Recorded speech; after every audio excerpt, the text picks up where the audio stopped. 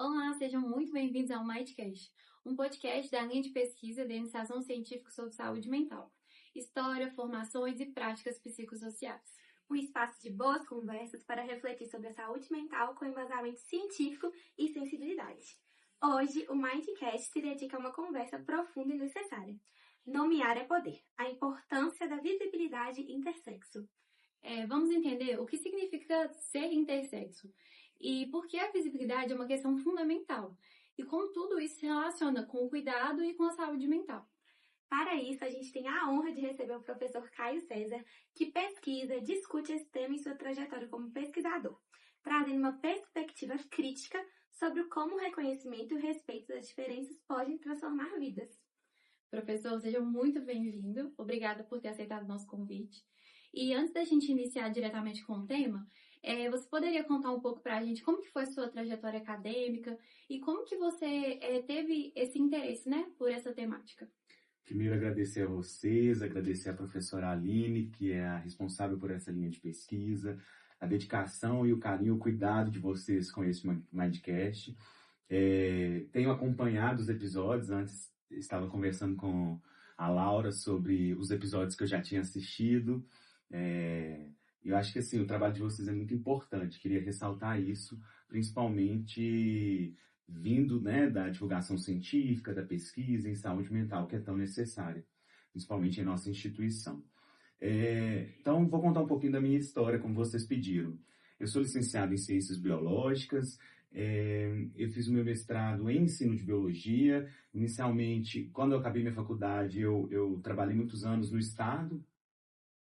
Depois que eu acabei meu mestrado, eu comecei a trabalhar um pouco na área de ensino técnico. Até então era ensino fundamental e depois ensino médio, posteriormente ensino técnico. E quando eu entrei para o doutorado, eu vim aqui para a faculdade. E meu doutorado hoje é na área de endocrinologia e metabologia. Eu trabalho com diferenças genéticas nas populações intersexo. E além disso, hoje eu trabalho muito com equidade em saúde. Então, é um dos enfoques. Para além da parte endócrina e metabológica, eu trabalho também com a parte genética, biologia molecular e com equidade em saúde. Porque a gente entende que não tem como você estudar um paciente, uma pessoa, um indivíduo, pelos seus hormônios, pelos seus genes, pelas suas características fenotípicas ou genotípicas, e esquecer que ele é um ser humano. Então, o que a gente tem se esforçado, principalmente no meu doutorado, que eu faço na Unifesp, a Federal de São Paulo, é justamente esse enfoque no ser humano. Então, eu participo como biólogo da equipe multidisciplinar, junto com nutricionista, psicólogo, médico, enfermeiro. A gente participa das consultas junto com essas pessoas, a gente escuta as histórias deles para a gente entender também a importância da nossa participação no diagnóstico da pessoa. Sim. Como você falou, esse tema não é muito discutido e muitas pessoas não compreendem o que significa ser intersexo. Como você explicaria, de uma forma simples, que todo mundo entenda, e por que é importante diferenciar esse termo de outros, como identidade de gênero ou orientação sexual? Perfeito. Essa pergunta ela é muito interessante porque as pessoas intersexo, elas também são englobadas na sigla LGBTQIAPN+.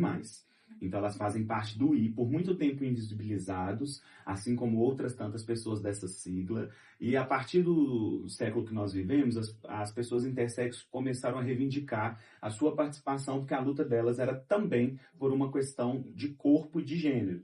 Só que muito diferente, por exemplo, das pessoas trans. As pessoas intersexo, para a gente ser resumidamente falando, elas são pessoas que têm uma diferença genética ou molecular, e que pode gerar algumas variações anatômicas ou fisiológicas em seus corpos. O que isso quer dizer? Aquelas pessoas que a gente chamava antigamente de hermafroditas, o termo hermafrodita ele veio da Grécia, Hermes e Afrodite, a junção de dois deuses gregos, e a pessoa que era chamada de hermafrodita, e as pessoas só tinham um olhar para o que a gente chamava de hermafrodita completo, ou verdadeiro, que era a pessoa que apresentava pênis e vagina em um único corpo. E além de pênis e vagina, apresentava de forma interna ovário, testículo. No entanto, esse termo hermafrodita, ele é um termo que acabou sendo considerado pejorativo, porque coloca a pessoa como um objeto. E aí eles começaram a chamar-se, a própria comunidade intersexo começou a se chamar de intersexo, por dizer que os corpos dela estavam entre isso que nós chamamos de corpos padrões, como masculino e feminino, né? Pênis, testículo, vagina e ovário.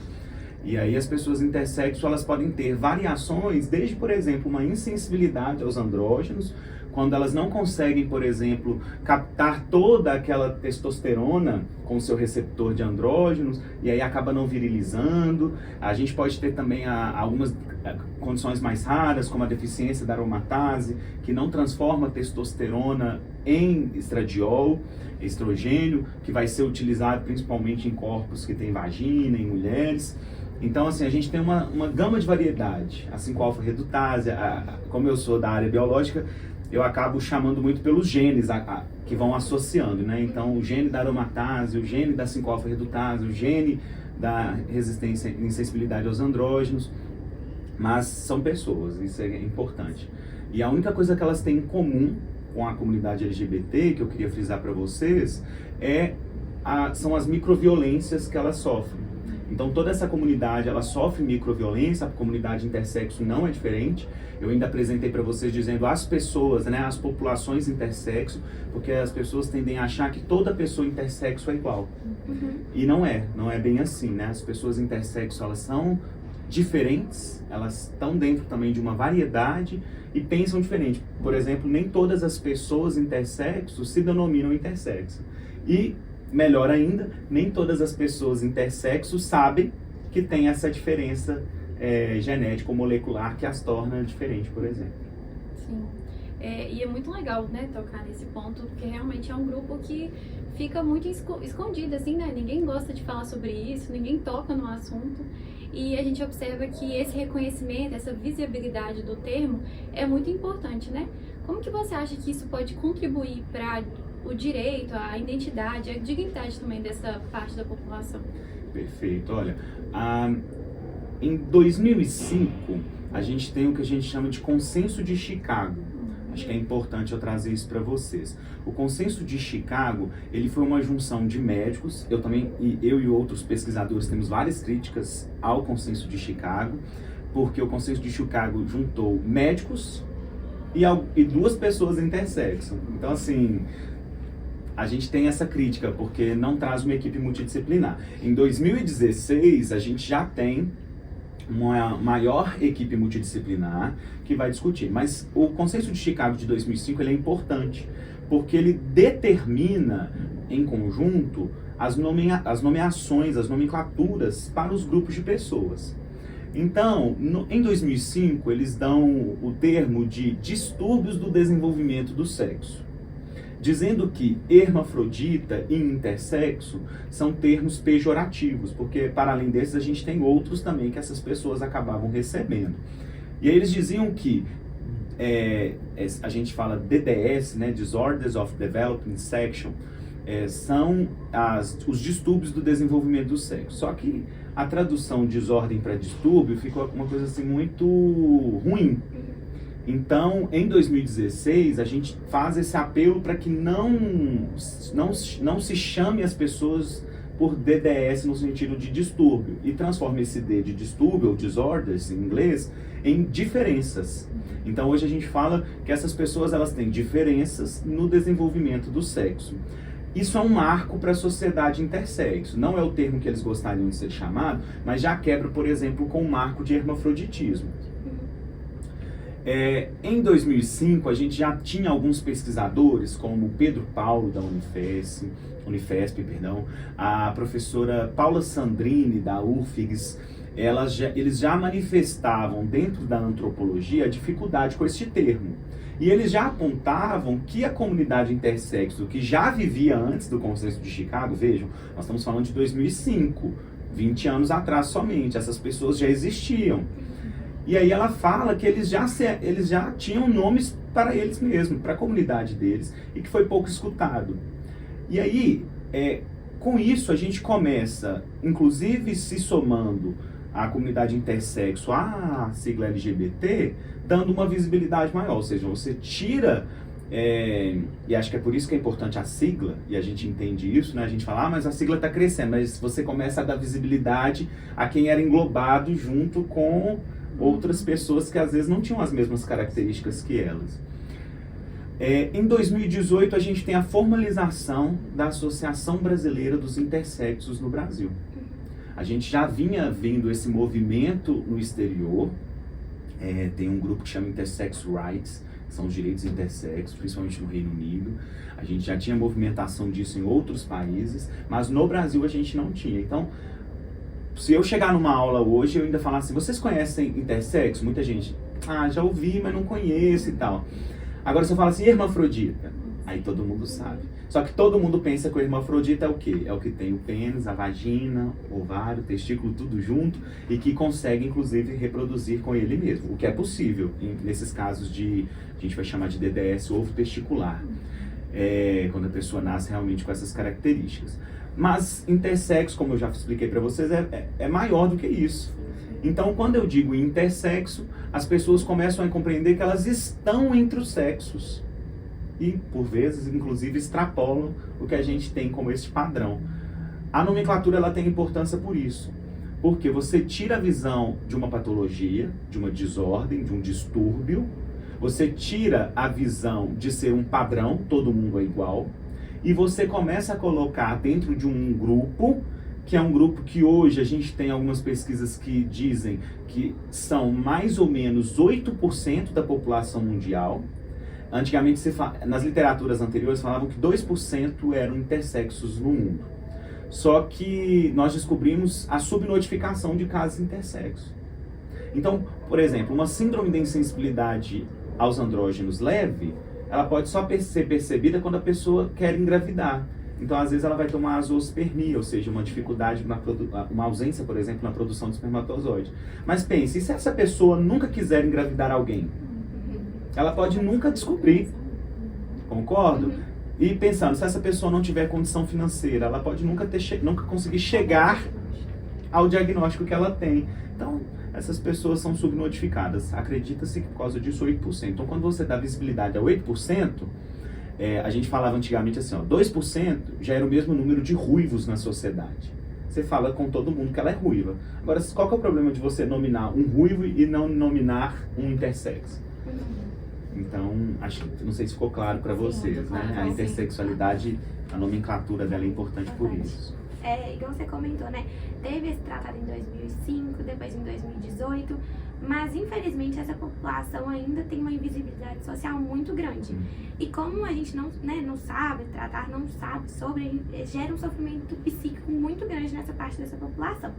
Então, como você vê que essa invisibilidade impacta a saúde mental das pessoas intersexo, especialmente em contexto das vivências, essas vivências silenciadas, ou quando as pessoas falam que é uma doença, uma patologia. Então, gostaria de saber. Eu vou contar uma historinha rapidinho de uma pessoa. Ela foi criada como menino. Quando chegou na puberdade, ela começou a ter desenvolvimento mamário e aumento do bumbum. E o rosto começou a ter características feminilizantes. E o pai, preconceituoso, achou que essa pessoa era uma pessoa trans, bateu e expulsou de casa. Algum tempo depois descobriu que, na verdade, aquilo era uma condição intersexo. Ela produzia aqueles hormônios que nós chamamos de feminilizantes. Ou seja, as características de aumento de seio, de bumbum, numa pessoa que tinha pênis eram reais. Elas aconteciam. E a minha primeira pergunta para vocês é: como vocês imaginam que uma pessoa dessa, que não estava se hormonizando, não era uma pessoa trans, primeiro que a gente pensa assim, né? Se fosse uma pessoa trans, então podia bater e espancar? Não é essa a realidade, né? A gente sabe que, na verdade, não se deveria ter feito independente de. Mas, em sendo intersexo, essa pessoa sequer sabia o que estava acontecendo no corpo. Agora, pensa. Todos nós passamos pela puberdade. Inclusive, eu me dediquei no meu mestrado a falar um pouquinho da puberdade, que é o processo de mudança. instabilidade emocional, mudanças corporais, dificuldade de aceitação, aumento, por exemplo, de coisas bobas, né? Espinhas pelo rosto, tudo aquilo que a estética pede para que a gente não tenha, acontece na puberdade. A gente fica meio estranho, porque a voz, por exemplo, no caso do homem, né, muda, a gente não consegue ter a virilidade que gostaria, então esse processo da puberdade é assim. Essa história que eu contei para vocês é real. Ela é de uma pessoa, inclusive ativista do movimento intersexo, uma das participantes da ABRAE, e ela até hoje faz tratamento por causa disso, porque a sensação de expulsão, de recusa, já não bastasse ela perceber as mudanças que aconteciam no seu corpo, diferente dos coleguinhas. Porque se ela sentisse somente uma diferença na orientação, isso já era na época dela mais comentado, mas o que acontecia com ela não era comentado pelas pessoas. Ela não estava tomando hormônio para aumentar o seio e o bumbum. Ela não estava tomando hormônio para deixar o rosto mais feminino. Aquilo estava acontecendo naturalmente. Outro caso que aconteceu comigo, no primeiro atendimento que eu participei do doutorado, a gente estava com uma mulher tipicamente feminina, né? Tipicamente mulher, seios, tinha vagina, e ela foi para o endócrino, encaminhada pelo gineco, porque ela queria engravidar. E aí, quando ela chegou, que era o meu professor, quem fez o atendimento, ele falou assim, olha, acontece que você não tem útero. E aí, quando ela tomou um choque, mas tudo bem, não teve útero, aconteceu alguma coisa. Só que ele explicou para ela, falou, olha, o seu cromossomo, ele é XY, não é XX. Ela tinha o que eu expliquei para vocês de insensibilidade aos andrógenos. Ou seja, ela tinha as características de uma mulher, mas ela tinha um cariótipo de um homem. No que a gente coloca binariamente dos padrões, né? E aí ela disse para ele assim, então eu não sou mulher? E aquilo me doeu de um jeito, porque eu falei assim, a pessoa, ela já devia ter uns 35 anos, a pessoa viveu 35 anos sendo mulher, e por causa de um cariótipo, ela está colocando em xeque o seu gênero, que é o qual ela se identifica. Ou seja, e que são discussões que a gente não faz, porque hoje, e acho que é por isso que a importância da luta das pessoas trans, porque as pessoas trans, elas quebram com o paradigma dos gêneros que são impostos. Mas o intersexo, ele acaba sendo abraçado por essa luta porque ele sofre isso. Ele se depara com cariótipos, com hormônios que não são típicos do gênero a qual foi atribuído para ele desde o nascimento por causa da sua genitália. Outro caso de saúde mental, para encerrar, tem inclusive no Geographic National, uma criança que nasceu com vagina e os 2 testículos. E o médico foi lá e retirou, falando com a mãe que esses testículos seriam câncer. O que acontece com essa criança? Que hoje já mais velha se identifica como um rapaz. Tem uma vagina, vai ter que, obviamente, se ele tiver uma disforia com a vagina, vai ter que passar por um processo, né, de construção peniana, mas ele não tem o testículo para fazer a virilização do que para ele seria o natural, porque ele se enxerga como um homem. Ele agora tem que tomar hormônio pro resto da vida. E aí eu fico, dentro da saúde mental, me perguntando como é que essas pessoas olham para elas. Porque muitas delas começam a se questionar, quem sou eu? O que é que está acontecendo com o meu corpo? E é por isso que nos atendimentos, que eu falei com vocês da equipe multidisciplinar, a gente tem um psicólogo. Um psicólogo, por exemplo, que ensina que elas podem namorar, que ensina que elas podem ter filhos em algumas condições, que elas podem adotar, que discute as relações, porque tem uns que não querem nem falar com a família. Eu tenho um paciente que nós estamos com o gene e a gente precisava ver se era... de onde veio isso, né? Se era hereditário. E eles falam, eu não gostaria que falasse com a minha família.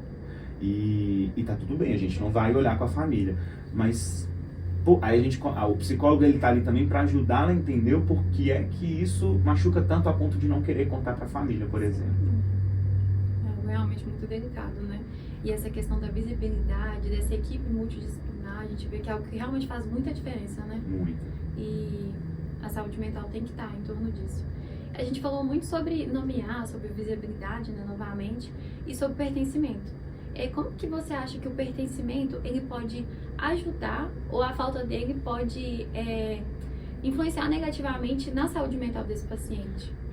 Perfeito. Acho que essa pergunta ela é fundamental para explicar o porquê que existe um movimento intersexo.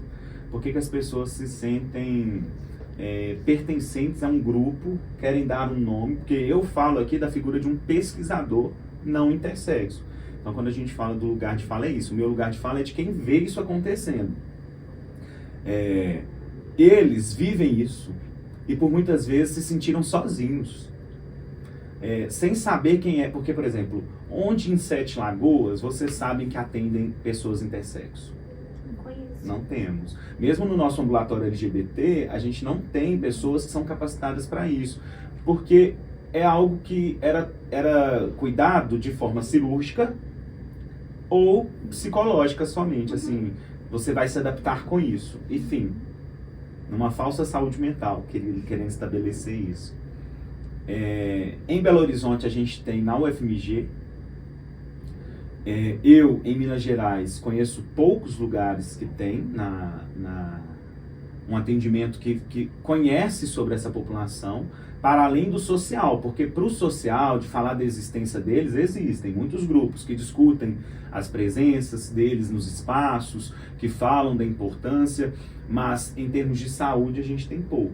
E aí, lá na Unifesp, foi por isso que eu fui para lá, porque lá tem um ambulatório específico para as pessoas com diferenças no desenvolvimento do sexo.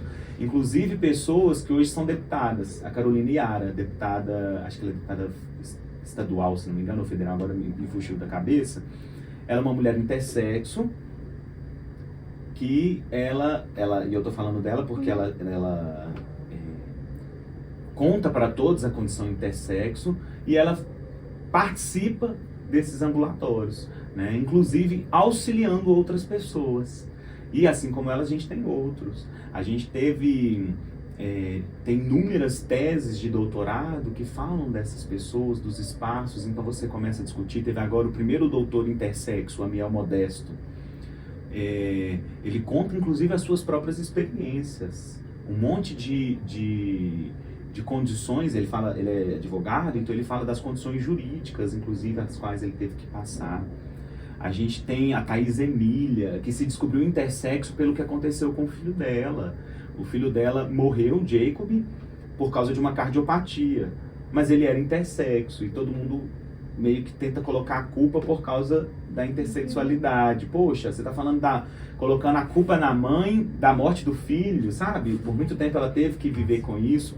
Então eles fazem a criação da ABRAE para dar esse suporte. Então a ABRAE hoje, enquanto movimento, e que eu acho que aqui no Brasil é o que mais representa mesmo, você tem mães e crianças intersexo que recebem apoio, inclusive financeiro.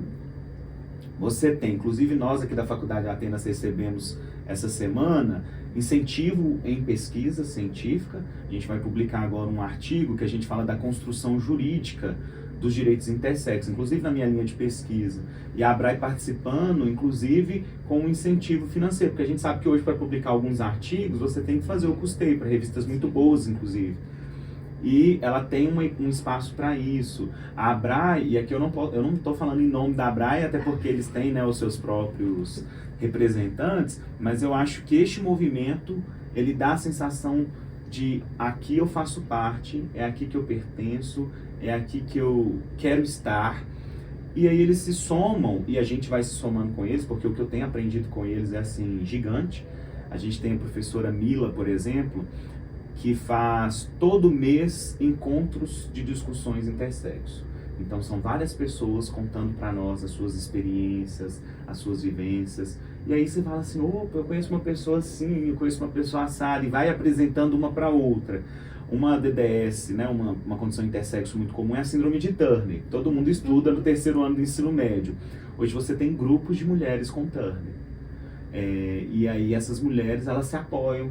É uma associação de pessoas com síndrome de Turner e elas começam a contar, olha, nós temos valor, a gente consegue trabalhar. Nos tratam às vezes como pessoas que não têm capacidade intelectual, mas aqui nós estamos para mostrar que sim. O apoio dos médicos, dos enfermeiros que trabalham juntos com eles nos ambulatórios. Então assim, é fantástica essa essa aproximação, a importância do movimento, a importância de se nomear e de dar espaço para essas pessoas também.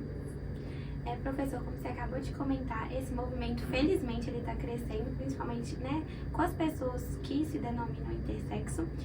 Só que agora, para quem está nos ouvindo e quer se informar ou apoiar a causa, que caminhos você recomendaria e que mensagem você deixaria sobre a importância de dar visibilidade e de respeito às diferenças no geral?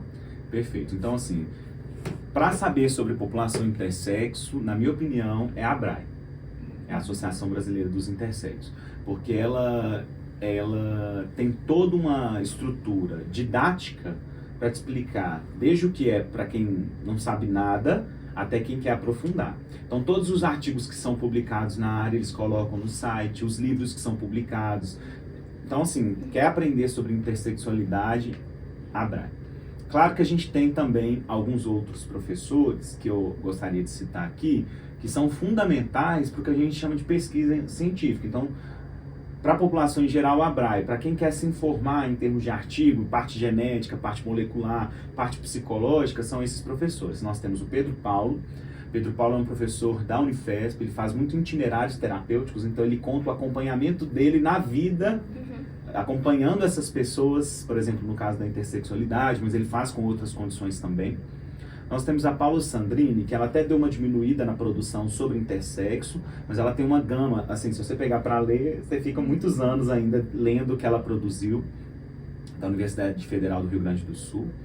Nós temos o professor Magnus Regius, que é inclusive o meu orientador, o diretor da Escola Paulista de Medicina da Faculdade de São Paulo. Ele trabalha tanto com a população trans quanto intersexo, ele tem muitos produções, livros falando e explicando sobre as condições intersexo na parte médica, endocrinológica, faz parte do grupo multidisciplinar. Nós temos o Lucas Cunha, que está na Austrália, meu co-orientador, tem que fazer um jabá para eles, né? Que trabalhou com a DDS ovo-testicular, inclusive ele pesquisou sobre aquilo que a gente chamava de hermafroditismo verdadeiro e continua trabalhando com isso. Hoje ele está na Austrália, desenvolvendo um trabalho fantástico. A própria Mila Leite, que é cirurgiã, médica cirurgiã, pediátrica, então ela conta as experiências dela na cirurgia. A deputada Caroline Yara, que eu contei para vocês, que faz também o seu ativismo na área da intersexualidade. A Dione Freitas, que é membro da ABRAE e que é a dona dessa história que eu contei para vocês. A Thaís Emília, a mãe do Jacob, e que se descobriu intersexo também. Então, assim, acho que são essas pessoas, são os melhores autores que eu poderia... são os que eu faço questão de ler quando publicam alguma coisa. Inclusive, esse artigo nosso está com a Thaís Emília. A Thaís Emília publicou junto com a gente, falando sobre a construção, porque ela participou. Ela estava, por exemplo, em 2018, nas construções do novo Consenso de Chicago. E a outra coisa que você me perguntou... É sobre a mensagem. Uma mensagem que eu daria, né? Então, vou ser bem breve. Vamos olhar aquela frase, né, que fala: domine todas as técnicas, conheça todas as teorias, mas ao tocar uma alma humana, seja uma alma humana. Vamos colocar isso em prática. E no que se trate das pessoas intersexo, nós vamos ter que nos desconstruir, porque a gente tem padrões. Tudo que a gente aprendeu em biologia, em medicina, no caso de vocês, psicologia, no caso da professora doutora Aline, a gente aprende muito no típico, no que é padrão. Quando a gente se depara com esses corpos, a gente conhece aquilo que não é padrão. E a gente tem que ter a sensibilidade, primeiro, para não constranger a outra pessoa com as suas variações, as suas diferenças, acolher essa pessoa como ela é, mas buscar estudar, para a gente não dar má nota também quando for fazer a conversa com essas pessoas. Não dá para a gente partir para um atendimento, para uma conversa 100% leigo, porque senão a gente só acaba piorando. Imagine, vocês chegam lá no primeiro atendimento de vocês, médico da família, médico cirurgião, endócrino, clínico, e aí vocês sequer entendem sobre uma condição que é 8% da nossa população. Rui, vocês conhecem. Gente, muito obrigado, viu? Então, gente, infelizmente a gente chega ao fim de mais um episódio do Mindcast. Professor, muito obrigada por estar com a gente, compartilhar tanto conhecimento e sensibilidade sobre um tema muito importante que muitas vezes não é falado. Muito obrigada, professor. Pode ter certeza que esse olhar atento e cuidadoso, né, com essa parte da formulação e também o conhecimento que você deixou aqui pra gente será levado ao longo da nossa caminhada e ao longo também da caminhada do pessoal que está assistindo. E a gente se vê no próximo episódio. Obrigada. Eu que agradeço a vocês, viu? E para quem nos ouviu até aqui, nosso agradecimento. Continue acompanhando o Mindcast, vão sair novos episódios e refletindo com a gente sobre temas que ampliam o olhar sobre o ser humano e a saúde mental. Até o próximo episódio. Até o próximo.